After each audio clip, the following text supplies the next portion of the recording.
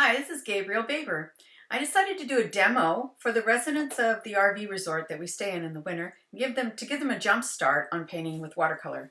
I did this video a while ago and had to rotate it so the brush looks like I had the handle going down. The camera angle is messing us up. Actually, the point of the brush is painting down so that the pigment flows towards the tip of the brush.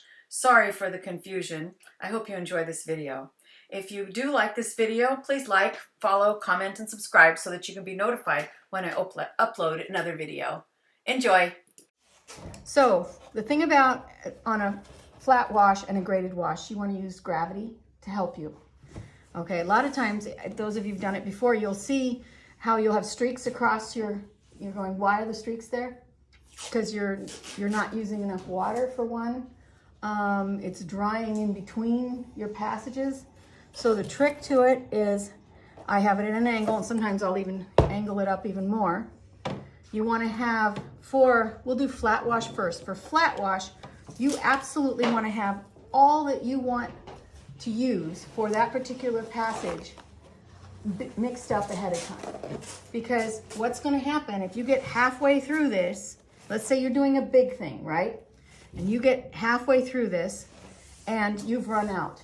Now you're mixing, right? All the time while you're mixing, this is drying, okay? Then you come in with a wetter brush to a drier area and it's gonna make a line of demarcation. You're gonna have problems. So what you wanna do is make sure you have enough. Now, additionally, alizarin crimson or ultramarine blue is a little difficult to work with because it's by nature more granular, but I'm gonna do it anyway. I'm gonna make it a little purplish. I'm gonna use plenty of color. I want to make sure I have enough. And this is another thing too. My palette, I'm right-handed. My palette is on my right, my water's on my right as well. If you have your palette over here and your water over here, you're coming over, I've got my brush in my hand and you're coming over here. What's going to happen ultimately? At some time, drips are going to go across and you're going to go, ah! Okay, so you want to make sure that you try not to self-sabotage yourself. Okay, so I have that. Let me see. Oh, and then if you're doing a large wash, a really, really large wash, and you've got, say, still life in the middle of it, and you want to have the whole background, you want to make sure that you make these into manageable spaces. Because if you have nothing touching the edge of your thing here, and you're trying to go all the way around, ultimately you're going to connect somewhere, and it's going to be messed up. So when you do your design, you'll want to make sure that you have, say, a leaf or two touching here, something touching here. Now you just deal with this wash. And then you can and you've got something touching over here. Now you deal with this wash, okay? Does that make sense? Mm-hmm. Okay.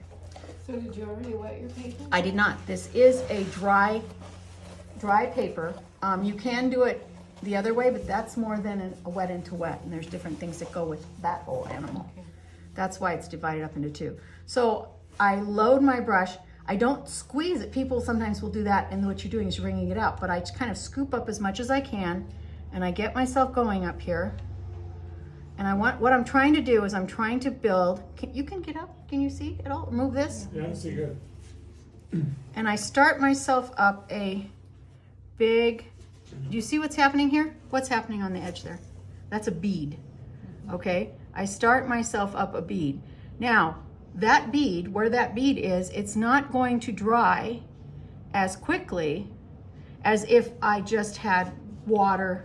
If I just went and made a pass and didn't have that bead, that edge is going to dry a lot quicker. So, and I want it to be even. And I want to mix this up a little bit too, because that's falling out of solution as well. So you just keep that bead going. The bead is the whole secret. And I'm gonna end up with a wonderful, nice, flat, non-streaky wash. And I'm getting a little bit of streaking because it's falling out of solution here, but very little.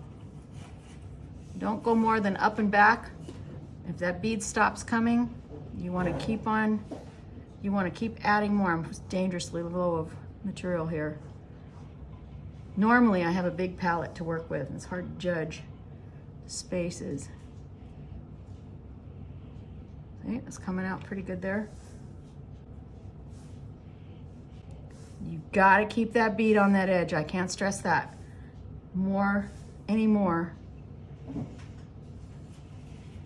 Okay, I'm getting to the end here so that I can kind of probably finish that off. Okay, now, if I leave that little bit on the end there, that's gonna dry at a different rate than the rest. So what I'm doing is take the moisture out of my brush and I'm gonna go along this edge and use this as a sponge. Just suck up that little bit, okay?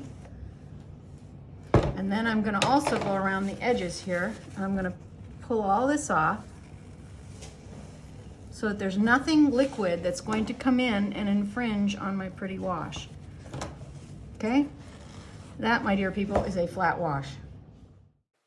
Well, I hope that was helpful to you. Go ahead and follow me on Facebook and subscribe to my YouTube channel so you'll be notified when I do another video. Have a great day.